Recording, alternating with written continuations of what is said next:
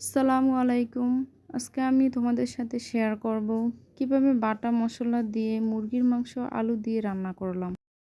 প্রথমে মুরগির মাংসগুলো ভালোভাবে পরিষ্কার করে নিলাম। তারপর তেল গরম হওয়ার পরে পেঁয়াজ, এলাচ, দারচিনি, তেজপাতা দিলাম।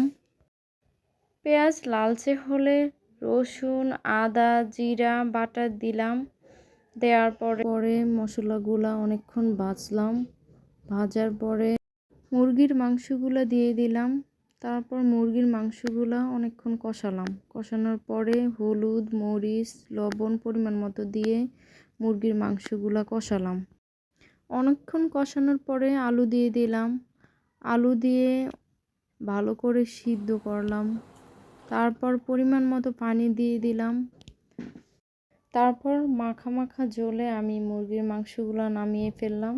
তারপর আমার মুরগির মাংসগুলো পরিবেশন করলাম। যদি ভালো লাগে লাইক, কমেন্ট, শেয়ার করবেন।